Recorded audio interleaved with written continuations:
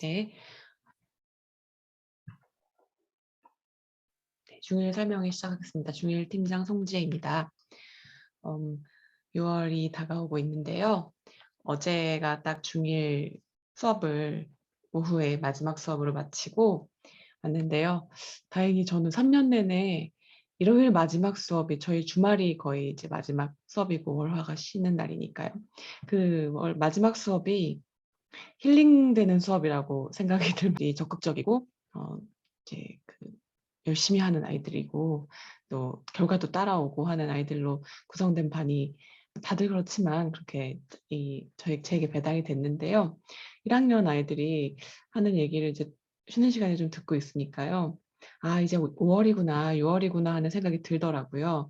어떤 점에서 느꼈냐면 일단은 3 월, 4 월은 아이들이 수행 평가에 허덕였어요. 그래서 "선생님 어떡해요. 일 주일에 4 개예요. 5 개예요." 뭐 이러면서 어떻게 준비해야 될지도 묻고요. 피드백도 받고 이런 모습이었는데 지금은 조금씩 그런 것도 있지만 어떤 아이는 영어 말하기 대회에 나가겠다고 원고를 지난주랑 이번 주랑 와서 한글로 그다음 영어로 한 번씩 해서 "자료 좀 더 달라." 뭐 "첨삭해 달라." "어떤 게 부족하냐." 이렇게 묻고요. 도전을 더 시작하는 거죠. 이제 주어진 과제를 넘어서서 도전을 하고요. 그다음에 나머지 아이들 중에는 또 어 "너는 지금 어떻게 학원을 짜고 있니? 수학이랑 영어랑 그다음에 논술은 어떻게 하고 있니?" 논술은 당연히 여기를 하고 있지만 이제 그런 식으로 어디에 학원을 다니고 어떻게 도움을 받고 있는지를 서로 묻더라고요. 그러면서 시간표나 그다음에 또 학원에 대기자가 너무 많아서 "나도 가고 싶었는데 못 갔어." 이런 얘기를 나누면서 자기들의 이제 학습을 어디서 어떻게 더 채워야 할지도 부모님께서 배정해 주시는 대로가 아니라 나름대로 자기들도 평가를 하고 당연하겠죠. 저희 수업도 매주 평가를 받는 걸 알고 있습니다. 네, 그렇게 짜서 자기 시간을 어떻게 사용해서 자기 인생을 어떻게 만들어 가겠다라는 청사진 같은 거를 지금 꾸리고 있더라고요. 네, 그런 것들도 보면서 이거 중학교에서 6 개월 정도 6 개월은 아니지만 몇 개월 정도 시간을 보내면서 이제 '잘 정착을 하고 있구나.'라는 생각이 든 거죠. 그때그때 이제 과제가 다를 텐데요. 그래서 저희도 선정 도서를 짜면서도 이런 점을 고려해서 지난 과정에서는 이제 수행 평가에 대비하는 과정을 했다면요. 이번에는 도덕, 윤리, 철학을 보면서요.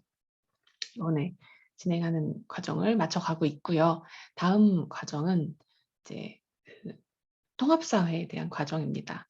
조금 안정된 상태에서 아이들이 수행평가 거칠 거 다 거치고 정말 지식을 흡수할 수 있는 상태에서 지식을 흡수하는 분량도 많고요. 난이도도 좀 높아지는 책을 구성하면서 그걸 토대로 해서 좀 더 깊이 있는 토론을 할 수 있는 그런 커리큘럼을 구성하고 있는데요. 네. 먼저 인트로로 이제 쭉 1 학년의 과정과 2 학년의 과정과 3 학년의 과정이 어떻게 이어지고 저희가 어떤 식으로 계획을 했는지 말씀을 드리고요. 그리고 나서 6월 커리큘럼에 대해서 도서와 워크북에 대해서 말씀을 좀 드리겠습니다. 중1의 꾸준한 독서의 필요성이라고 했는데요. 초6, 초5에서는 독서의 흥미를 유지하는 수준으로 그리고 일상 언어를 놓치지 않고 이해하는 수준으로 계속 재미있는 책을 읽어가면서 책을 활용하면 충분합니다. 그런데 이제 1 학년 때부터 2 학년 때부터 아이들이 조금씩 C&A에서 선정한 도서들은 "아 어려웠어요."라는 말이 나와요. 그런 책들을 일부러 넣고 있는데요. 당연히 이제 최종적으로 지식의 최종은 아니지만요. 입시의 최종에서 대학 수학 능력 시험을 볼 때까지 이 필요한 독해의 능력이요. 어휘력과 배경 지식과 문해력을 기르기 위한 과정이라고 생각하시면 되겠습니다. 여기서 말씀드렸듯이 책들을 좀 인용했는데요. "1 등은 당신처럼 공부하지 않았다."라는 수능 만점자의 인터뷰를 담은 책에서도 많은 학습에 대한 자랑거리가 있지 않겠습니까? 그런데 그중에서 어떤 걸 가장 꼽느냐, 당신이 수능 만점을 받은 것에 영향을 미친 요소가 무엇이었냐를 물론 복수 응답을 했겠지만 그중에서 90%가 자신이 독서를 꾸준히 해왔다라고 말했다고 합니다. 독서를 통해서 다양한 지식을 습득하고 독해력과 사고력을 키웠다. 그러면서 독서를 하면 글 읽는 속도가 빨라져서 공부할 때에도 교과서, 참고서의 내용을 빨리 읽고 이해할 수 있었다라고 얘기하고요. 당신의 문해력이라는 책 한번 읽독을 권합니다. 책을 읽을수록 전두엽이 활성화되면서 추론과 상위 인지 능력이 발달한다라고 하는데 이 능력은 사실 고등학교 때 가서 짤막짤막한 제시문으로 만들 수 있다기보다는 한 권의 책을 꾸준히 읽어 나가면서요. 적어도 한 1시간 반에서 3시간 정도 책을 읽는 과정에서 그 앞뒤의 맥락과 그다음에 나와 있는 내용과 그것을 취합해서 나만의 인지를 만드는 그 과정을 거쳐가면서 생기는 거라고 봐야겠죠. 그래서 지금부터 꾸준히 책을 읽는 습관을 만들어야 한다는 점을 모두 알고 계시겠지만 저희도 염두에 두고 커리큘럼 준비하고 있습니다.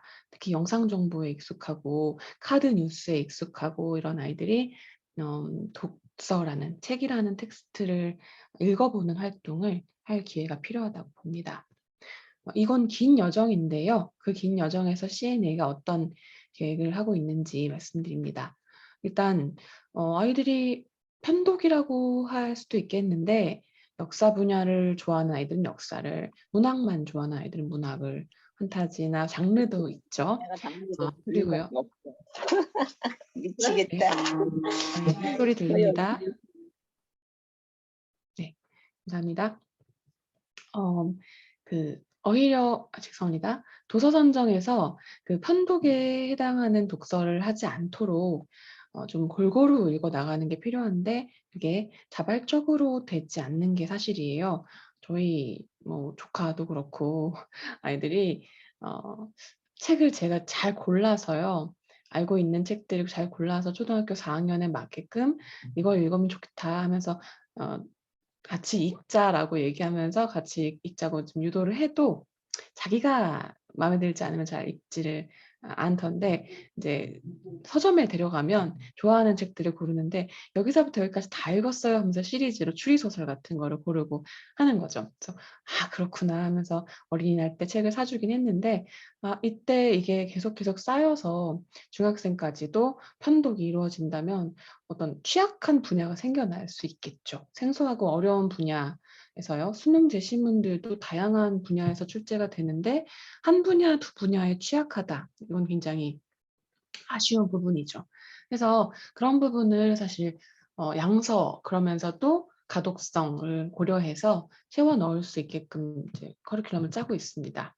그러면서 맥락을 지닌 글을 읽으면서 저희 과정 설명에서 드리겠지만 어휘도 이제 기르고 점검하고 이 말 아니라는 코너를 통해서 점검하고 있고요. 배경 지식을 분야별로 쫙 이제 길러갈 수 있는 그런 도서 선정을 하고 있습니다. 1학년, 2학년, 3학년의 책 도서 선정의 기준을 말씀드리면 1학년은 물론 1학기, 2학기가 다르긴 하지만 전반적으로 여러 주제를 맛본다라는 점에 주안점을 두고 있습니다. 오늘도 말씀드리겠지만 통일 같은 주제를 접하는 것도 통일에 대해서 전문 지식을 담은 통일 학자의 남북한의 그 학자의 그 지식을 소개하는 책도 좋겠죠. 하지만 가능하다면 소설로도 통일의 필요성이나 통일에서 겪는 어려움, 통일을 해야 될 것인가 아니면 교류부터 시작해서 거기서 충분한가를 말을 해보는 그런 기회는 소설로도 가능하고 소설로 관심을 갖게끔 할 수 있거든요. 그래서 여러 주제를 맛보는 책 읽기를 고려하고 있고요. 그리고 나서는 이제 지식을 심화시킨다라고 말씀드렸는데 난이도와 그다음에 또 그 지식을 다루는 그 방법 자체도 좀 달라지는 책들을 2학년에서 읽게 됩니다.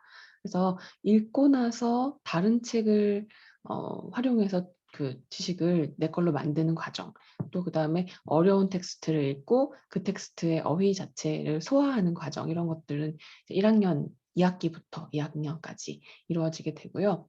그리고 나서 3학년 책은 3학년 설명회를 따로 들으셨으면 아마 파악하셨을 거고 저희 커리큘럼을 보셔도 아시겠지만 3학년의 도서는 고등학생들이 대학 입시를 준비하면서 배경 지식을 쌓는 데에도 전혀 손색이 없는 책들이고요. 1, 2학년 때 길러놓은 문해력을 바탕으로 조금은 뭐 어려울 수 있겠지만 강사의 도움과 학생들의 협력을 통해서 좀 더 이제 집에서 읽은 다음에 더욱더 심화시킬 수 있는 책들을 좀 더 도전의 과제를 준다는 생각을 합니다. 그렇게 선정하고 있습니다. 그러면서 글을 읽고 제대로 이해하는 문해력을 키워나가는 과정을 거치게 됩니다. 네. 자, 나를 둘러싼 세상이라는 제목으로 6월 중일 프로그램을 마련했는데요. 통합사회와 관련된 주제를 이제 1학년 들어서는 처음으로 다루게 됩니다. 그래서 문화인류학과 과학을 넣었어요. 과학은 사실 지구과학을 넣었는데 과학 분야의 책으로 사회를 또 볼 수 있거든요. 그래서 그렇게 넣었는데요. 일단 문학 분야의 소설로 통일을 바라보는 그런 도서 선정했습니다. 그러면서 문화의 개념도 이해하고요. 다양한 문화를 바라보는 문화상대주의적 태도 생각해 보면서요. 자연재해나 남북 문제 등 한국 사회가 당면해 있는 여러 가지 사회 문제에 대응하는 방법에 대해서요. 과학책이나 소설책으로도 접근할 수 있고 고민할 수 있거든요. 그러면서 자신들의 아이디어를 내보고 책에서 어떤 가치 판단에 해당하는 그 판단을 내려야겠지만 가치 판단이나 정책 논제, 정책 명제를 다루면서도 거기에 필요한 사실적인 근거들이 있을 텐데 이에 대해서 이제 과학책을 활용한 사회 논의 이런 것들을 진행하게 되고요. 그리고 사회적인 가치 판단이나 정책 명제를 논의하면서도 이에 대해서 문화학적인 그 감정이입이나 그다음에 또 그 인물들의 관계를 설정한 그 구도를 보면서 남북 간의 관계를 축약해서 상징적인 인물들이 나누는 그런 대화나 행동을 통해서 어떤 상징성이 있는지를 읽어나가는 과정이 되겠습니다. 7월 프로그램은 세계 고전 문학이 진행될 예정이라서 예상하시면 되겠고요. 이제는 세부적으로 이 주차별 수업 목표와 도서에 대한 안내 드리겠습니다. 일단 첫 번째 책인데요. 1, 2주에 나눠서 진행합니다. 분량이 많다기보다는 굉장히 중요한 내용을 많이 다루고 있습니다.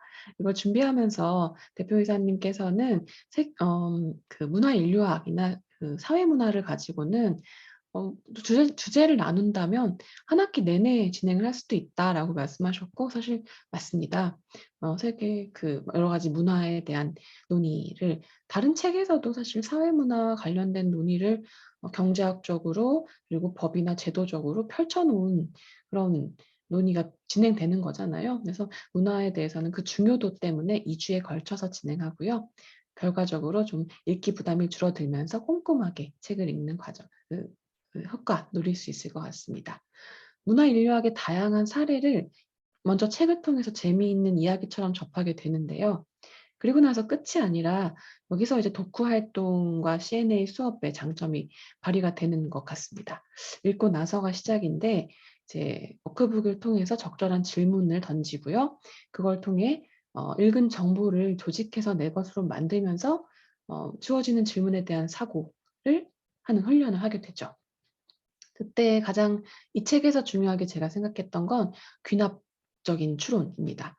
그 책에서 읽은 사례를 통해서 그 공통점을 찾고요. 일반화를 해 나가는 그런 사고 과정을 이제 거치게 되겠죠. 그러면서 더 나아가서는 지금 읽은 뭐 사례나 이 일화들의 공통점에 해당하는 또 다른 사례를 찾아가면서 과거에 존재했던 문화들과 현대에 진행되고 있는 진행형인 문화들의 공통점을 또 찾는 그런 과정을 거치게 될 거고요. 그러면서 스스로 세상의 원리를 찾아내는 방법을 배운다라고 말씀드렸습니다.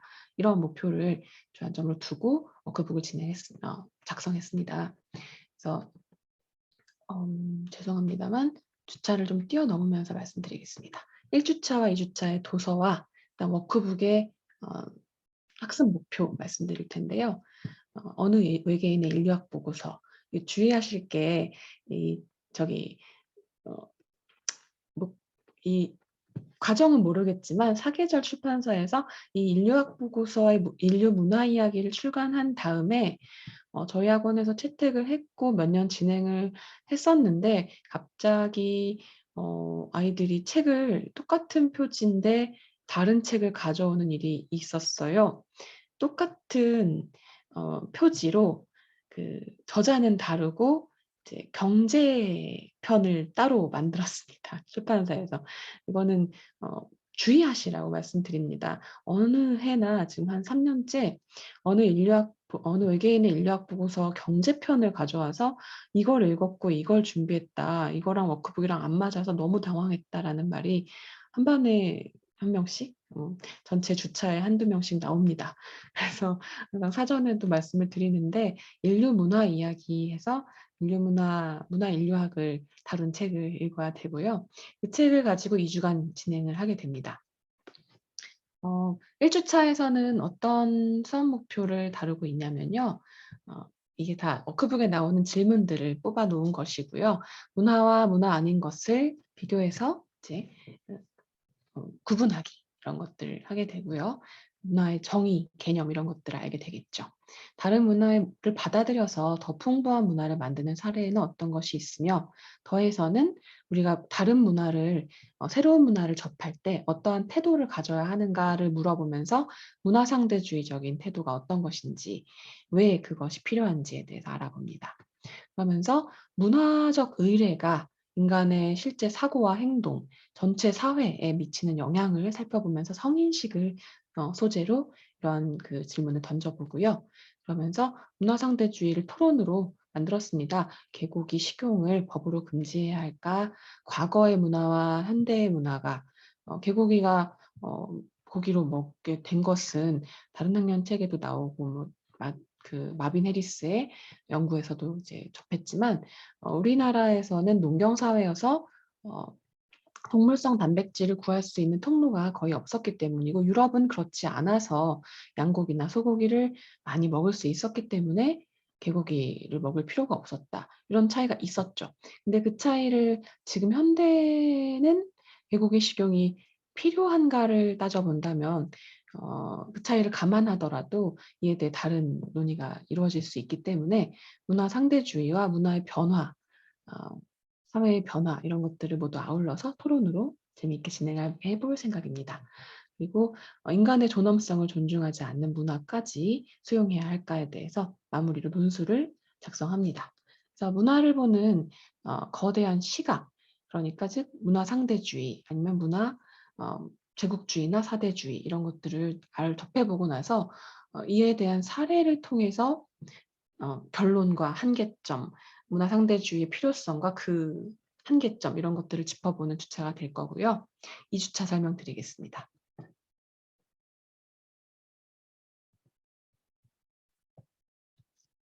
네. 2 주차는 점점 더 이제 좀 세분화된 사례들을 가지고요. 문화에 대한 더 다양하고 깊이 있는 생각들을 나누게 될 텐데요. 사회 구조가 변화함에 따라서 문화가 변화하는 양상을 가족이라는 가족 문화를 통해서 볼 예정입니다. 그리고 허이징어의 그 놀이 문화에 대해서요. 축제나 놀이 문화가 어 생산성을 중시하는 사회에서도 놀이 문화는 특별한 역할을 하고 있는데 이에 대해서 알아보고 현대의 놀이 문화는 어떠해야 하는가, 제대로 잘 놀고 있는가라는 질문을 또 재미있게 해볼 생각입니다. 그리고 물질 문화와 정신 문화에 대해서도 이제 구분을 하면서 종교에 대해서 종교가 어떤 역할을 하고 종교가 어떻게 기원했는가를 또 살펴볼 예정이고요. 토론에서는 인종 다양성을 추구하는 현대의 디즈니 같은 회사의 PC라고 하죠.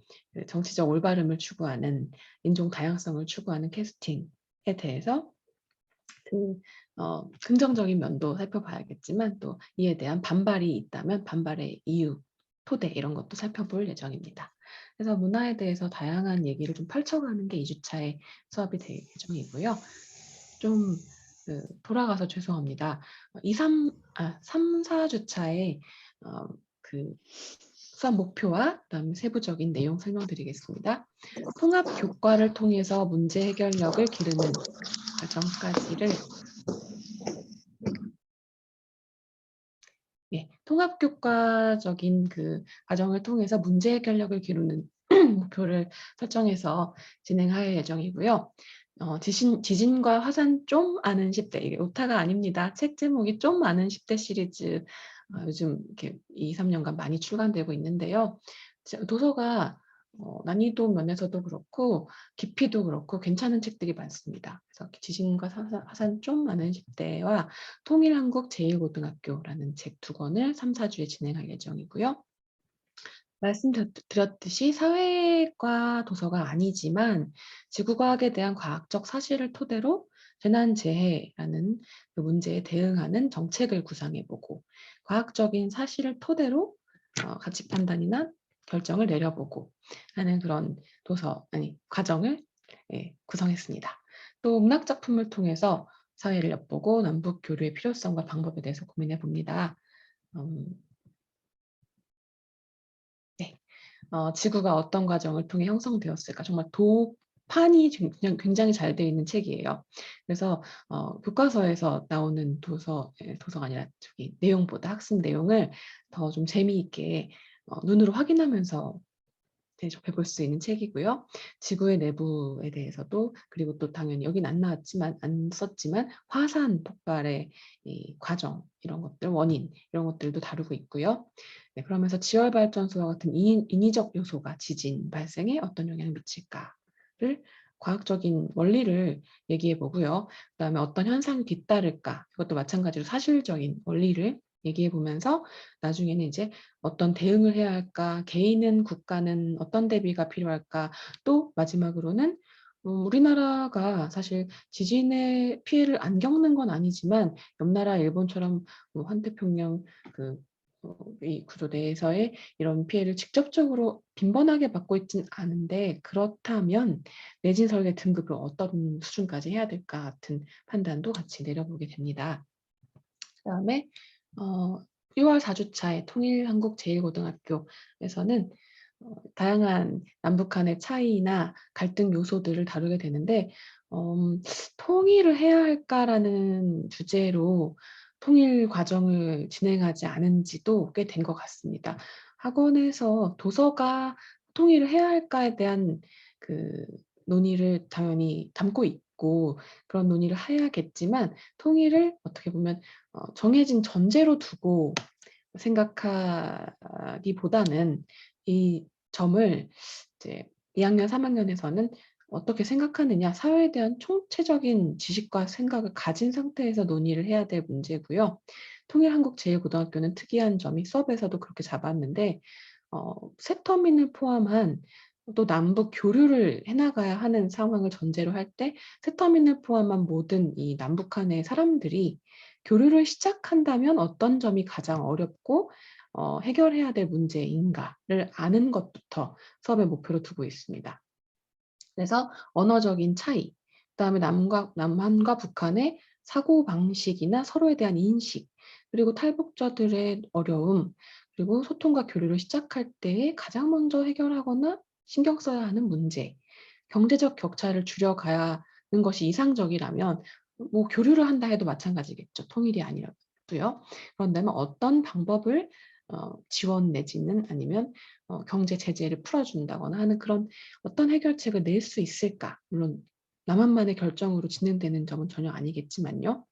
그러면서 남북한의 체제와 사회의 단점을 모두 보완하는 통일한국을 만약 구상한다면 그 정체성은 어떤 것일까? 같이 큰 문제까지 이렇게 차근차근 도달해 나가는 그런 수업입니다. 그러면서 통합사회에서 당연히 이 부분이 이제 목표로 최종 목표로 이제 염두에 두고 진행돼야 되는 점인데, 스스로 생각하기입니다. 지식을 받아 적고 너희는 몰랐지 그러면서 지적인 우위를 가지고 학생을 압도하는 수업, 이런 수업은 사실 워크북 뒤에도 써 있지만 저희가 지향하는 수업이 아니고요. 학생 스스로 생각하는 힘을 기르는 것이 가장 이상적이고 저희가 그걸 기르기 위해서 점진적이지만 티도 잘 안 나지만 평가도 좀 어렵지만 그렇게 수업을 구상하고 진행하고 있습니다. 문화 상대주의를 강의하는 것이 더 쉽죠. 그런데 효과는 사례를 통해서 학생 스스로 문화 상대주의가 무엇이고 그것이 왜 필요한지를 스스로 더듬더듬 말할 수 있는 것이 가장 이상적입니다. 2학년 수업의 예시였는데요. 아래 거는 그냥 예시로 가져왔습니다. 어제 막 그저께 했던 수업인데 아이들이 국제 분쟁의 해결을 위해서 여러 가지 아이디어를 냈습니다. 근데 그 전에 현실주의와 그다음에 또 자유주의 그리고 구성주의적인 그 이론에 대해서 살짝 설명을 하고 나서 그다음에 아이들이 워크북에 써온 답을 말해보게 했는데 이미 저 현실주의를 지향하면서 구성주의적 관점이 필요하다는 게 그 속에 들어있는 겁니다. 그래서 너가 지금 얘기한 해결책, 우크라이나와 러시아의 전쟁에서 다른 나라들이 어떤 역할을 해야 이 전쟁을 끝내면서 국제적인 이런 문제점들을 해결할 수 있을까를 우리가 생각한 바가 그 속에 이러이러한 점이 구성주의적인 관점이다라는 걸 다시 한번 짚어주면서 그게 '내가 그런 생각을 했다고? 내가 그런 생각을 했구나.' 해서 '구성주의가 그럼 뭔데?' 하고 다시 이제 생각을 해 보게 되겠죠, 아이들이. 그런 수업을 해 나가는 게 목표이기 때문에 사회문화도 마찬가지로 이제 답을 강의하는 게 아니라 문제 하나하나에서 문화에 대해서 아니면 토일에 대해서 아니면 자연재해에 대해서 어떻게 본인의 생각을 정리해서 표현할 것인가 이런 반복적인 훈련을 해 나가는 데 주안점을 두고 워크북을 구성했습니다. 앞으로의 이제 1 학년, 2 학년, 3 학년의 모든 비문학 과정에서의 수업이 이러한 문제 해결력을 기르는 데에 주안점을 두고 아마 진행될 것 같은데요. 네, 그런 수업이 진행이 됩니다. 전반적인 목표는 말씀드렸고요. 이후에는 워크북 구성을 예시로 보여드리면서 이런 문제가 실제로 수업을 진행하기 위해서 이런 문제가 아이들의 논의, 토의, 토론 이런 데 사용된다라는 걸 말씀드리겠습니다. 일단 도와줄까를 통해서 읽은 책에 대한 가장 중요한 핵심적인 이론이나 사상들을 점검하고요. 이말하니 여기서는 2페이지 다 보여드렸습니다. 한자어로 된 어휘를 설명하면서 어떤 맥락 속에서 어떤 단어가 들어가야 되는지와 플러스 수업에서는 특정 단어들을 골라서요. 그 단어에 들어가는 한자로 만들어지는 다른 단어를 말해보기 이런 것들을 진행하면서 한자로 구성된 한자어를 어떻게 처음에는 뜻을 몰라도 짐작할 수 있을까? 혹은 비슷한 한자를 사용하는 단어가 뭐가 있을까? 이러면서 어휘의 이제 틀을 넓혀갑니다. 그리고 전문어를 정리하는 2번 문제가 있고요. 3번은 모든 C&A 초등, 중등 책에서 다 진행되는 어휘 문제인데요.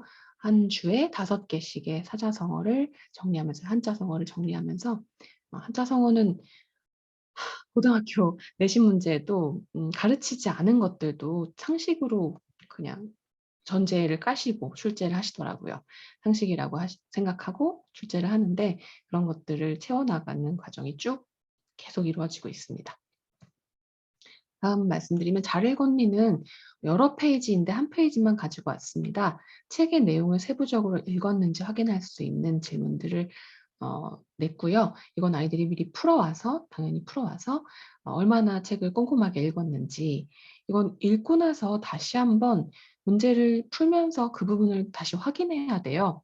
그럴 때 수능 제시문도 왼쪽 제시문과 오른쪽 문제를 계속 번갈아 가면서 확인하며 풀어야 하지 않습니까? 그래서 정확한 독해, 그다음에 어디서 읽었는지를 기억해내는 그런 훈련 이런 것들을 연습하게 됩니다. 네, 말해볼까는 스텝 1만 가지고 왔습니다. 제시문을 주면서 여기에는 중심 내용도 줄쳐오게 합니다. 줄을 쳐서 핵심 내용을 파악했는지를 확인하고 그 다음에 1, 2, 3번의 숙제로 해온 내용들을 서로 얘기해 보면서 아이들끼리 이 아이는 이런 생각도 하는구나. 어머, 나는 이렇게 표현했는데 저렇게도 표현할 수 있구나 같은 자극을 받는 시간이고요. 당연히 강사의 강의도 곁들여지면서 지식을 정리하게 되는 그런 순서입니다. 다음은 토론해봐인데요. 토론해봐도 여러 페이지 중에서 하나만 가져왔습니다. 일단 주장 1, 2로 나누어서 찬반 토론을 할 때도 있고 아닐 때도 있습니다. 주차마다 활동해봐로 예를 들어 그 지진과 화산, 여기서는 토론보다는 지진이 발생했을 때의 대책, 그다음 내진 설계 수준을 어떻게 해야 될까에 대한 토의가 진행되는데요. 그런 토의가 더 적절한 주차는 토론 대신에 토의로 진행되는 것도 있으니까 참고해 주시기 바랍니다. 그리고 나서는 찬반 토론을 이제 입론, 교차조사, 반박, 최종 변론까지 역할을 정해서 각각의 역할에서 요구하는 바는 다 다르거든요. 입론은 정확한 자료 조사와 시간 내에 빠르게 자기 팀의 근거들을 얘기하는 표현력 이런 게 중요하다면 교차조사 반박은 순발력 있는 논리적 사고력이 중요합니다. 표현력도 물론 중요하지만 순발력이 굉장히 중요한데요. 이에 대해서 이제 그 논의한 바를 정리해서 호소하는 변호사의 최종 변론 같은 그런 발언이 최종 변론인데 여기서는 무엇보다도 수사력, 표현력이 중요하면서 전체적인 토론을 다 정리해낼 수 있는 통합적인 그 사고력과 표현력이죠. 사실 그렇게 다양한 활동들을 번갈아 가면서 역할들을 맡아가면서 토론에서도 주안점을 둔 점들이 달라서 다양한 경험을 하게 될 겁니다. 논술해바로 마무리가 되는데요. 말씀드렸던 그 문화상대주의의 한계점을 어떻게 봐야 될 것인가. 문화상대주의의 한계점에 대해서 얘기하라라는 발문이 아니라 인간의 생명과 존엄성을 존중하지 않는 통습까지도 용납해야 하는가 하면서 제시문을 토대로 자신의 생각을 펼치는 글쓰기까지 이렇게 과정이 구성되어 있습니다. 네, 6월에 끝날 때마다 어머님, 아버님들께 이제 아이들과 좀 더 신경 쓰셔야 될 부분을 말씀드리는데요. 6월까지 물론 CNA 재학생도 계실지 모르겠습니다. 도서를 가지고 말하고 싶은 바가 굉장히 많아지는 나이고요. 어제도 토론에서나 말하기에서 다들 이제 "소년이 그랬다. 소년법 개정." 이런 거에 대해서 할 말이 굉장히 많더라고요. 그 못다한 말들을 가정에서 식탁에서나 아니면 뭐 픽업할 때 왔다 갔다 하실 때 다른 것 대신에 이제 재미있는 이야기처럼 어떤 활동을 진행했는지 그다음에 재미있었는지 자신은 어떤 생각을 하는지 같은 것들을 말씀 나누시면서 점검하면서 말할 기회를 더 주시는 것도 필요할 것 같습니다. 감사합니다. 예, 잘 들었습니다. 자, 중희 팀장님 화면 공유 부탁드립니다.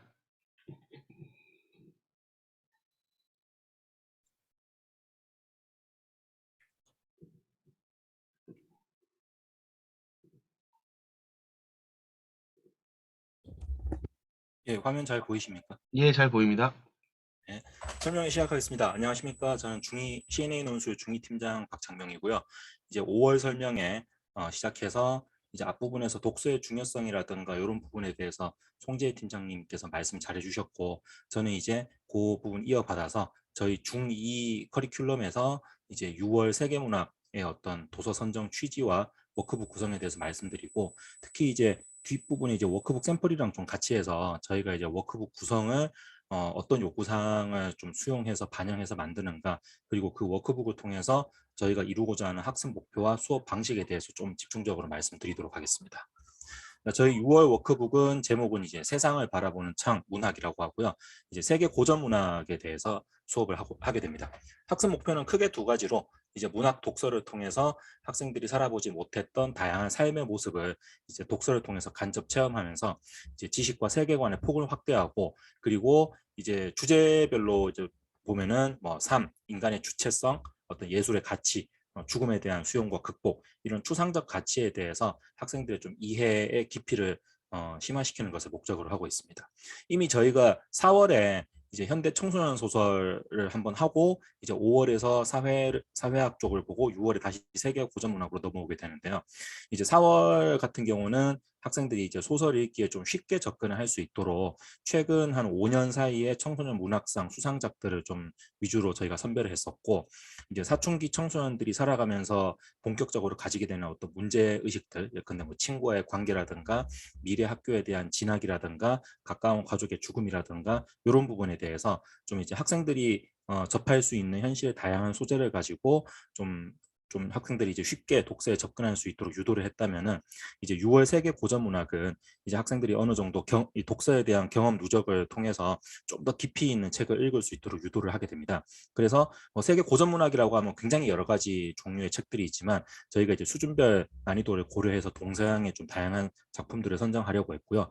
그리고 이제 그 책과 저희 워크북의 여러 가지 제시문을 통해서 다양한 문화권의 사회 문화적 배경을 좀 학생들이 이해를 해서 독서 내용에 대한 어떤 제대로 된 독해라든가 깊이 있는 이해를 돕고, 그리고 아까 말씀드렸던 것처럼 삶, 죽음, 인간의 어떤 주체성, 독립된 삶 이런 것들에 대해서 좀 수업 중에서 깊이 있는 이해를 하고 다양한 의견을 논의할 수 있도록 그렇게 목표를 잡아봤습니다. 교과 목차 연계 과정은 이제 악규정전 같은 경우는 이제 중등사회 1에서 인권과 헌법 요거랑 관련해서 주체적인 인간의 삶이란, 인간의 어떤 기본권이란, 사회와 인간의 관계란 이런 부분을 좀 탐구하려고 해봤고요. 수레바퀴 아래서 같은 경우는 이제 중등 도덕 2에 나오는 3단원 자연과 초월과의 관계를 참고해서 이제 사회에서 바라는 어떤 인간의 모습과 한 인간이 개인적으로 바라는 느끼는 자아 주체성의 관계에 대해서 이야기를 하려고 했고요. 달과 육펜스 같은 경우는 이제 자신과의 관계 쪽에서 인간이 왜 예술에 끌리는지, 그리고 예술을 추구하는 인간의 삶의 모습은 어떤 것인지 이야기를 해보려 했고, 마지막 이반 일리치의 죽음에서는 이제 타인과의 관계, 그리고 자연 초월과의 관계 요 항목을 참고해서 이제 죽음 앞에 놓인 인간이 자신의 어떤 죽음에 대한 두려움을 어떻게 극복하는지, 그리고 이제 죽음 앞에서 자신의 삶을 돌아보면서 타인과의 관계에 대해서 어떻게 평가를 할 수 있는지 이 부분에 대해서 교과 연계해서 이야기를 나눌 수 있도록 구성을 해봤습니다. 1주차 선정 도서는 중국의 작가 루쉰의 아큐정전입니다. 그래서 아큐라고 하는 한 인물의 생애를 통해서 이 중국의 근대사와 사회 변혁의 조건에 대해서 한번 이해를 해보려고 했고요. 이제 학생들 같은 경우 이 책은 이제 문화하고도 연계가 되지만 이제 2학기 넘어가서 역사를 공부하다 보면은 이제 아시아 근대사, 세계사 쪽에서 아시아 근대사하고도 연계가 되는 부분이기 때문에 저희가 워크북 구성을 하면서는 이제 참고 자료에 이제 중국의 근대 혁명 운동들에 대한 어떤 통사를 같이 정리하면서 이 부분 같이 좀 이해를 돕게 했고요. 일단 학습 목표 첫 번째는 이제 압구정전이 집필될 당시에 중국이 어떤 상황이었는가 이 부분에 대해서 충실하게 배경 이해를 하고, 그걸 통해서 작가가 이 책을 왜 써서 중국의 대중들에게 어떤 메시지를 전달하려고 했는지 의도를 이해하는 것을 목표로 합니다.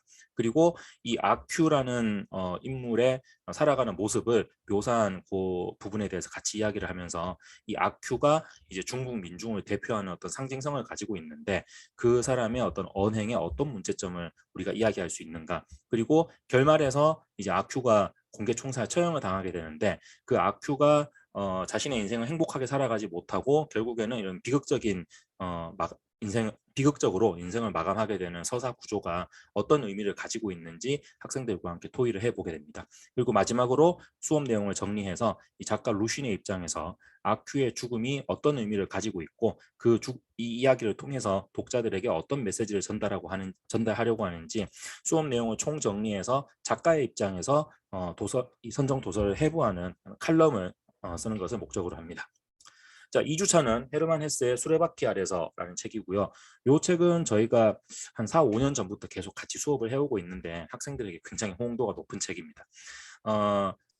큰 수업 목표는 자아 정체성을 기르지 못하고 타인의 어떤 기대와 요구치에 맞춰서 살아야 되는 그런 학생들의 현실과 선정 도서의 주인공의 삶을 연계해서 이제 삶과 교육에 대한 학생들의 스스로의 생각을 정리해 보는 것을 목표로 하고 있습니다.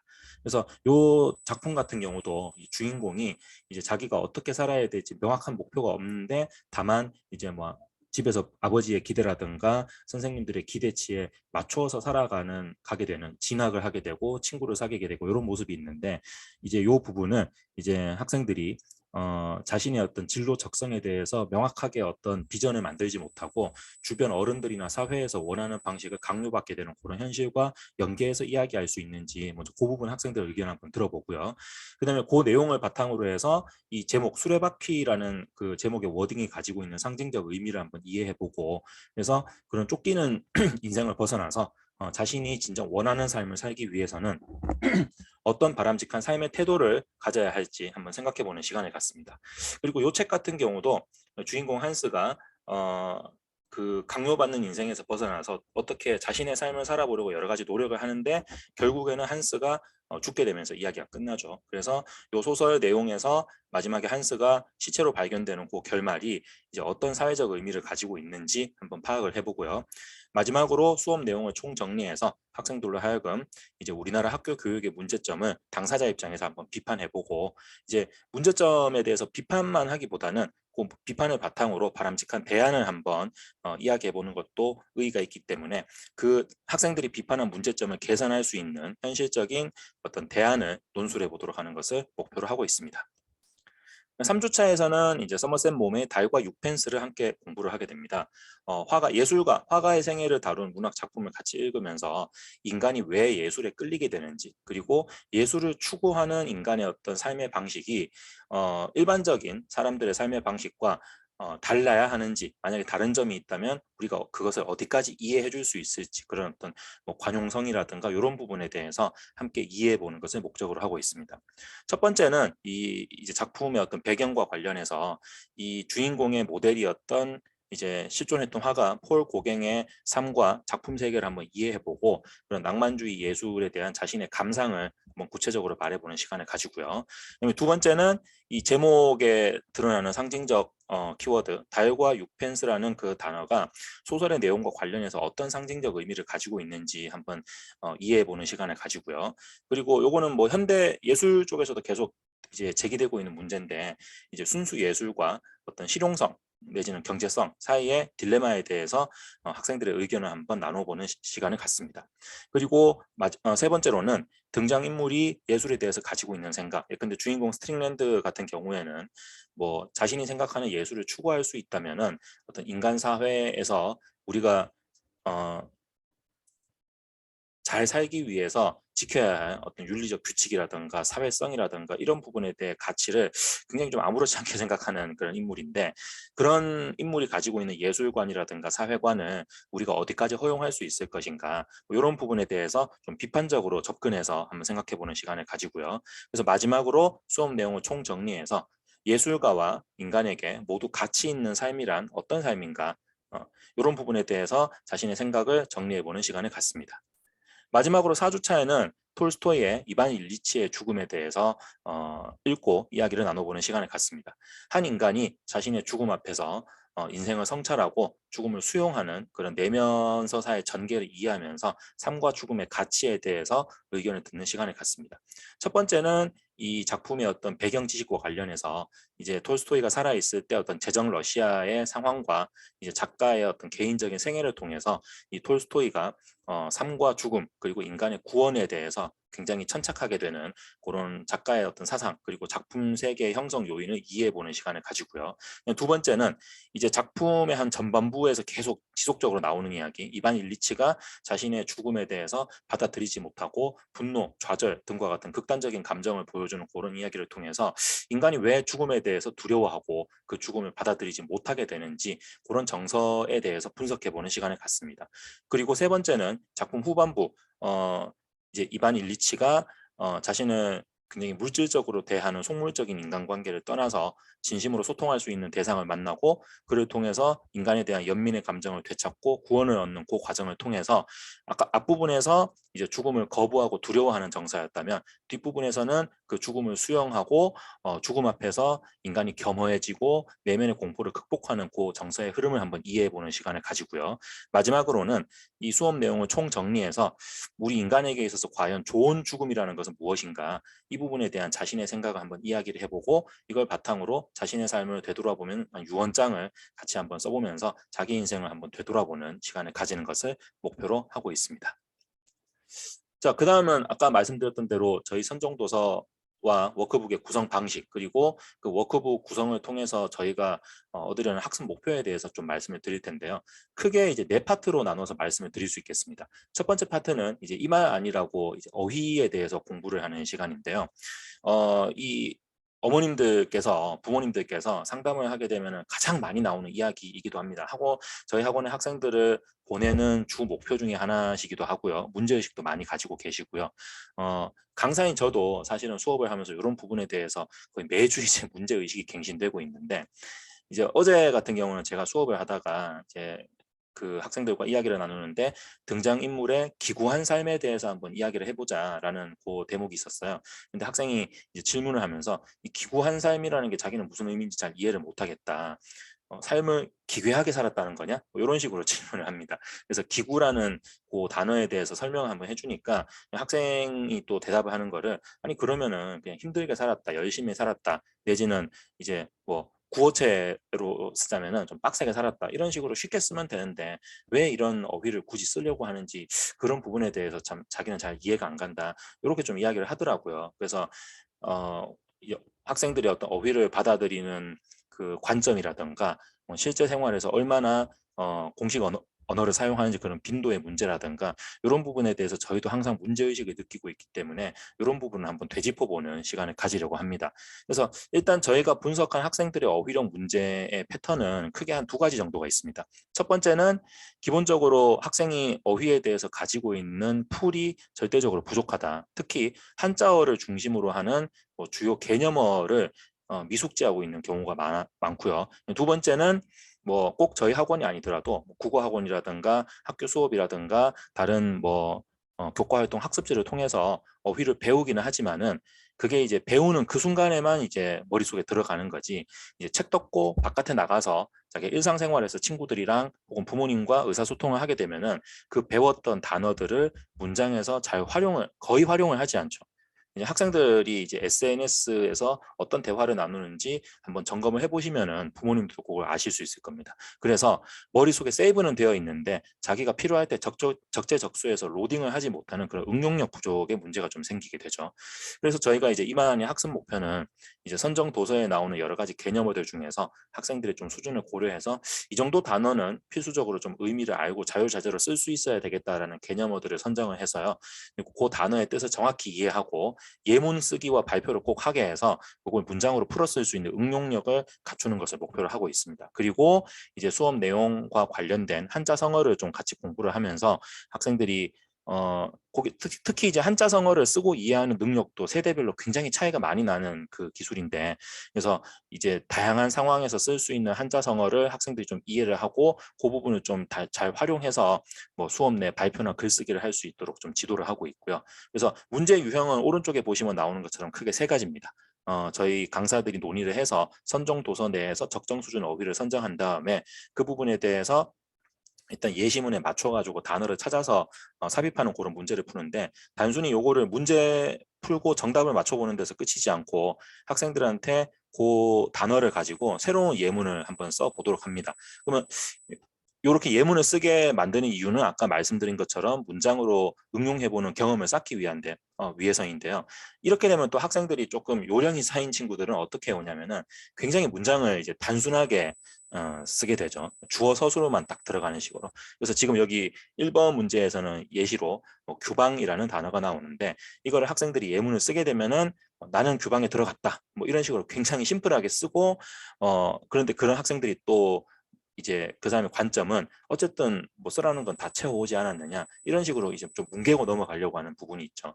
그래서 이런 단어를 가지고 예문을 쓰게 하고 그 예문을 돌아가면서 발표를 하게 한 다음에 그러면은 발표를 하다 보면은 이제 그 문장이 과연 적절한 문장인지 문법적으로 오류를 없는지 이런 거를 함께 논의해 볼 수가 있으니까 만약에 학생의 그 문장이 비문이 많다 내지는 적확한 쓰임이 아니다라고 하면은 저희 강사들이 수업 내에서 이런 단어의 의미를 감안해 봤을 때 이런 표현들을 좀 붙여서 새롭게 고치는 게 좋겠다 이렇게 가이드를 해줄 수 있고 혹시 학생이 너무 단순하게 좀 요령 피면서 문장을 썼다면은 그 부분을 즉석에서 수정해서 다시 한번 만들어 보게 한다든가 이런 식으로 좀 통제를 해가면서 학생들이 수업에 좀 잘 참여할 수 있도록 그렇게 지도를 하고 있습니다. 그리고 두 번째 문제의 경우는 이제 선정 도서 중에서 뭐 기술적인 요소라든가 어떤 사회 문화 배경을 이해하기 위해서 좀 더 깊이 있게 알아야 될 단어들을 따로 선정해서 이 부분은 이제 학생들한테 좀 난이도가 있으니까 바로 예시문을 만들려고 하면 좀 어려워하게 됩니다. 그래서 이 부분은 좀 줄긋기 문제를 통해서 일단 단어의 뜻을 확실하게 알게 하는 걸 목표로 하고 있고요. 그럼 세 번째는 선정도서 내용과 관련된 한자성어를 좀 한 주에 5개 정도 같이 공부를 하면서 그 한자성어의 뭐 한자 뜻과 직역과 의역에 대해서 공부를 하고, 역시 수업 중 그 한자성어를 뭐 한두 번 이상은 반드시 쓰게 한다거나, 아니면 한자성어를 삽입해서 예문 발표를 한번 해보자, 이런 식의 좀 연습을 시켜서 저희가 강사들이 수업에서 통제하고 있는 그 시간 안에서만큼은 학생들이 좀 어휘에 대해서 반복적으로 경험을 쌓을 수 있도록 그렇게 지도를 하고 있습니다. 두 번째는 이제 잘 읽었니라고 해서 독해 파트입니다. 아까 어휘에 대해서 이제 부모님들이 고민을 많이 말씀하신다고 이제 말씀드렸고요. 그 다음으로 많이 말씀하시는 게, 이제 학생들이 처음에 저희 학원 등록해서 첫 번째 상담을 하게 되면은 부모님들이 하시는 말씀이, 학원 보내는 주 요소 원인 중에 하나가 학생이 이제 평소에 자유롭게 책을 읽도록 하면은 책을 잘 읽지 않는다.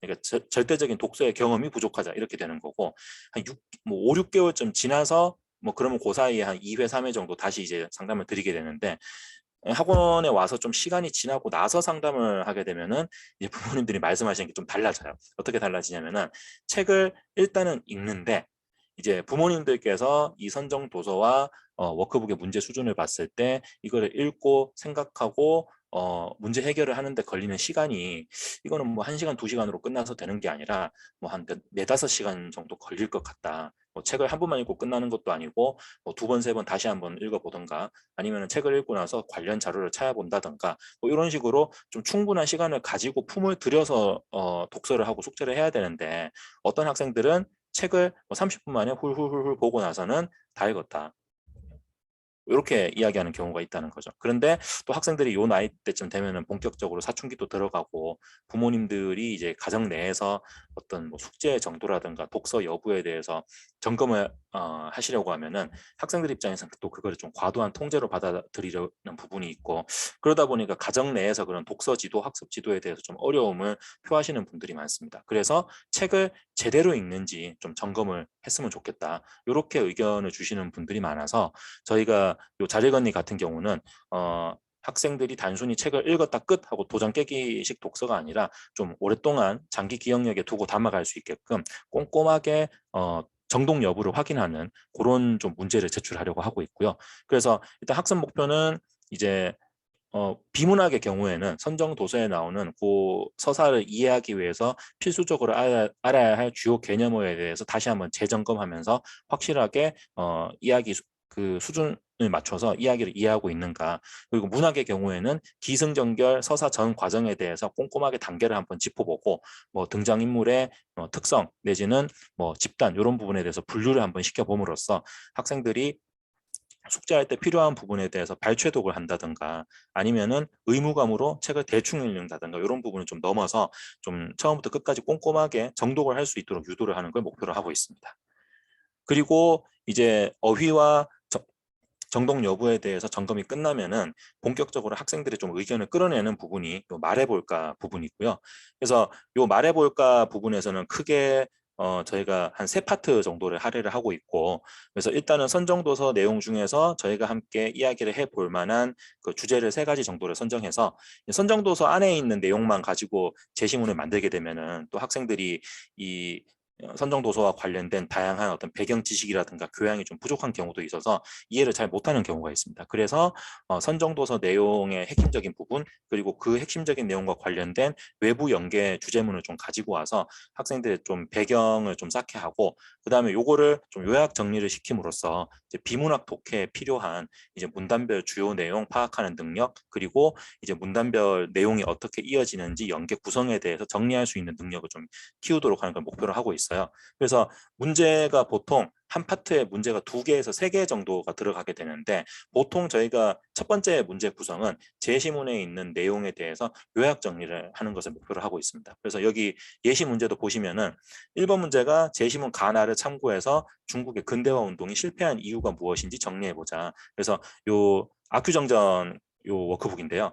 이제 제시문 가나에서는 아큐정전 시기에 발생했던 그 중국의 다양한 근대화 운동들, 개화의 과정, 이런 것들에 대한 이제 배경 제시문입니다. 그래서 요거를 먼저 요약 정리를 하게 해서 수업 중에 발표를 하게 하면서 이제 독해에 필요한 그런 배경 지식들을 잘 정리가 되어 있는지 요걸 점검을 하고요.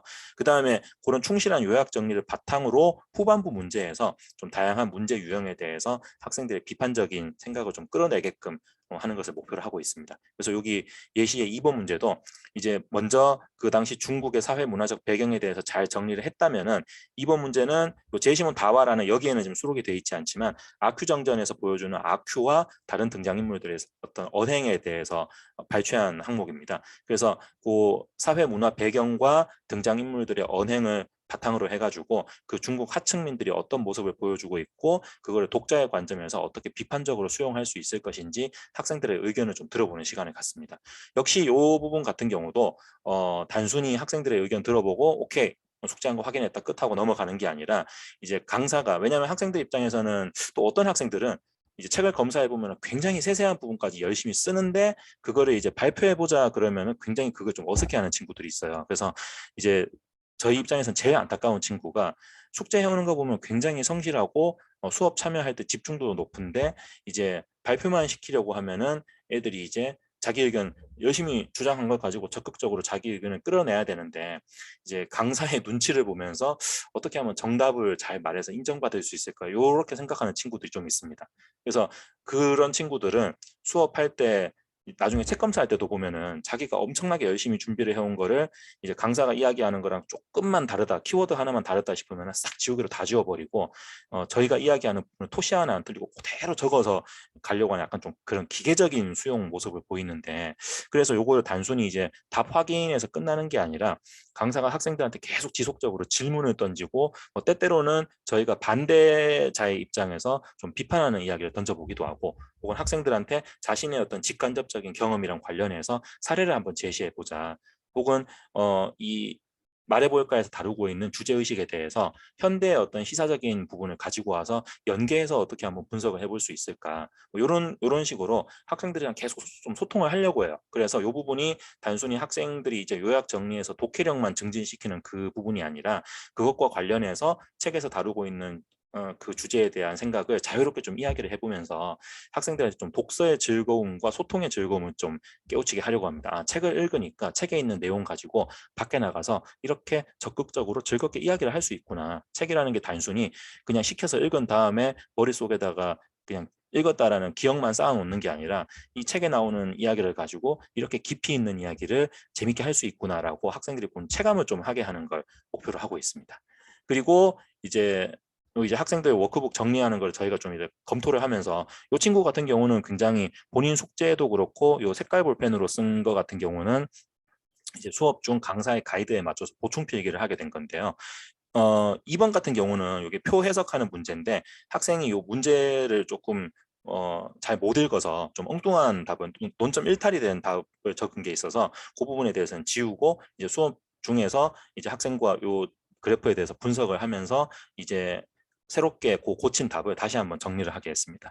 그래서 이런 식으로 보통 학생들이 필기를 해오고 저희도 그런 문제를 점검할 때 있어서 뭐 단순 단답형이라든가 내지는 정답 맞추기에 끝나는 게 아니라 기본적으로 자기 생각을 논증의 형식을 갖춰서 자기 생각을 선명하게 이야기를 했으면은 그 이야기를 어떻게 뒷받침할 수 있을 것인지 뭐 자신의 경험이라든가 아니면 주변 사람들의 생각을 모아온다든가 아니면은 제시문에 나와 있는 여러 가지 팩트를 바탕으로 근거 자료를 반드시 제시를 하게 하고 단락 단위로 보통은 자기 이야기를 할 때 한 문장으로 짧게 이야기하고 끝나는 게 아니라 뭐 세 문장, 네 문장을 묶어서 문단 단위로 자신의 생각을 좀 조리 있게 표현할 수 있게끔 지도를 하고 있고요. 그 다음에 학생들이 이렇게 숙제를 해오면은 수업 전에 먼저 책을 한번 다 수거를 해서 학생들이 어떤 문제에 대해서 잘 풀어왔는가 너무 기계적으로 간단하게 답변을 적진 않았는가 만약에 학생들이 근데 학생이 나름대로 열심히 하려고 해도 뭐 개인 사정이라든가 아무리 읽어도 이 부분에서는 독해가 잘 안 된다 그래서 한 문제 두 문제 정도는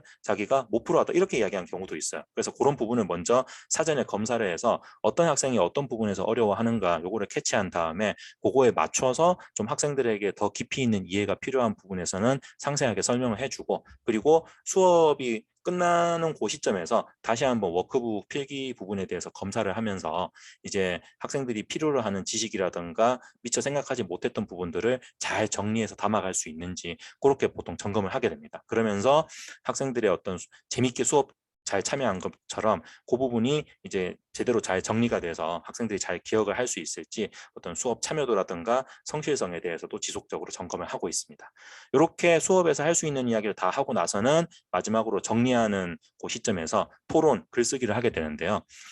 토론 같은 경우는 저희가 기본적으로 한 8명 정도가 수업에 있다고 디폴트를 가정하고 4대4로 팀을 나눠가지고 이제 찬반 토론을 하게 되는데요. 그 토론이 정말 자유롭게 그냥 자기 의견을 이렇게 이야기하는 게 아니라 팀별로 역할을 이렇게 부여를 한 다음에 엄격하게 시간에 맞춰가지고 정제된 어휘로 좀 공식 토론 대회 하듯이 그렇게 발표하게 하는 걸 목적으로 하고 있는데요. 그래서 그런 이제 협업을 통해서 이제 학생들이 제한된 시간 내에 이제 논제와 관련된 자신들의 주장을 제대로 정리해서 발표하고 논박하는 거를 포인트로 맞추고 있는데 또 최근 이제 학교의 좀 흐름이 그런 부분에서 좀 벗어나는 부분이 있습니다.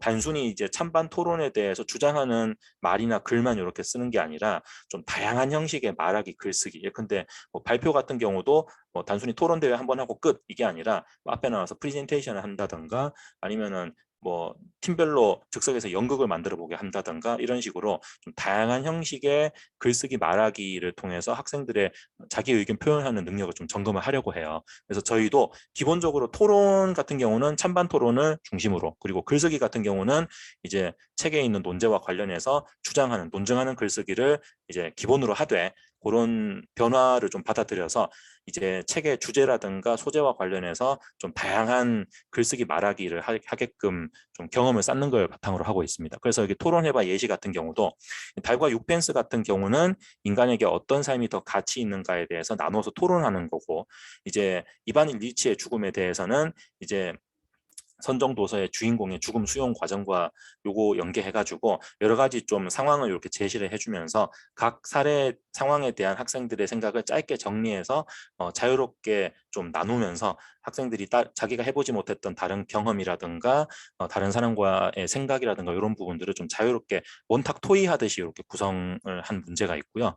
그래서 이런 부분에 대해서도 학생들의 이야기를 그냥 돌아가면서 쭉 기계적으로 듣는 게 아니라 강사가 중간중간에 통제를 하면서 뭐 그 발표 내용이 부족한 친구들한테는 즉석에서 피드백을 통해서 좀 더 보충을 할 수 있게 지도를 해주고 혹은 뭐 어휘라든가 문장을 잘못 쓴 친구들한테는 이런 식으로 좀 고쳐서 말하는 게 좋겠다. 그리고 뭐 찬반 토론의 경우에는 이제 전체적인 그 절차가 다 끝나고 나면은 강사가 이제 뭐 심판의 어떤 포지션에서 이제 전체적으로 어떤 부분이 좋았고 이제 이런 부분에 대해서 보완을 어떻게 해야 될 것 같고 이런 식으로 점검을 한번 해주면서 학생들이 이제 자유롭게 자기 생각을 한번 말해보고 그 부분을 좀 꼼꼼하게 실시간 수정을 통해 가지고 점진적으로 이제 능력을 개선시킬 수 있도록 하는 걸 목표로 하고 있고요.